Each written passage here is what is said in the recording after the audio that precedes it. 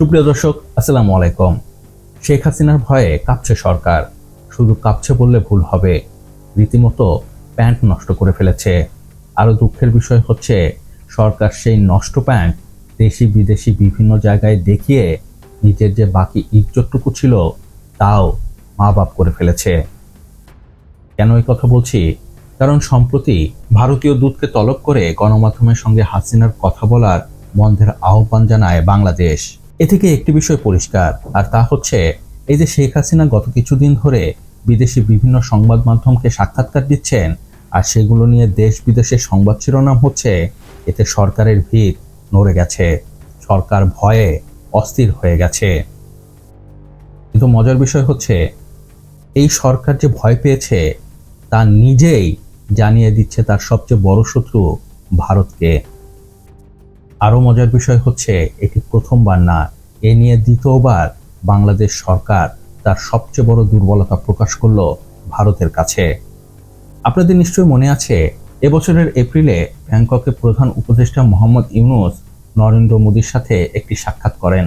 ভারতের সাথে আমাদের সীমান্ত বন্ধ, ব্যবসা বন্ধ, ভিসা বন্ধ, আমাদের সাথে তাদের অনেক সমস্যা চলছে, তাই এই সমস্যা কিভাবে সমাধান করা যায় সে বিষয়ে হওয়ার কথা ছিল আলোচনার মূল বিষয়।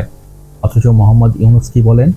মোহাম্মদ ইউনূস মোদীকে অনুরোধ করেন, ঠিক আছে, যদি শেখ হাসিনাকে আপনি রাখতে চান তাহলে এই বিষয়ে আমি কিছু করতে পারবো না, কিন্তু অবশ্যই তিনি যখন সেখানে থাকবেন তার কথা বলা উচিত হবে না, কারণ তার বক্তব্য আমাদের জন্য সমস্যার সৃষ্টি করে। তার বক্তব্যের কারণে দেশের মধ্যে অস্থিতিশীলতা তৈরি হচ্ছে, এই জন্য দেশের মানুষকে ভোগান্তি পোহাতে হয়। তার মানে মোহাম্মদ ইউনূস চেঁচে পড়ে তার দুর্বলতা মোদীকে জানিয়ে দেয়। ভারত জেনে যায় এই সরকারের সবচেয়ে বড় দুর্বলতার নাম শেখ হাসিনা। আর তাই ভারত সে সুযোগ ছাড়বে কেন? কারণ ভারত তো এই সরকারকে চাই না, এই সরকারকে দেখতেই পারে না। তাই শেখ হাসিনাকে নিয়ে নতুন পরিকল্পনা সাজায় ভারত, আর সেই পরিকল্পনার অংশই হচ্ছে আনলক শেখ হাসিনা, যেটি নিয়ে বিবিসি এক দীর্ঘ প্রতিবেদন প্রকাশ করেছে। সেখানে দেখানো হয়েছে কিভাবে ভারত শেখ হাসিনাকে নিয়ে পরিকল্পনা সাজিয়েছে, কিভাবে ভারত শেখ হাসিনাকে বাংলাদেশে সবসময় প্রাসঙ্গিক রাখতে চায়, আর এর মূল কারণ এই সরকারকে সাইজ করা। কিন্তু সবচেয়ে মজার বিষয় হচ্ছে, এই সুযোগ করে দিয়েছে আর কেউ না, মোহাম্মদ ইউনূস নিজে।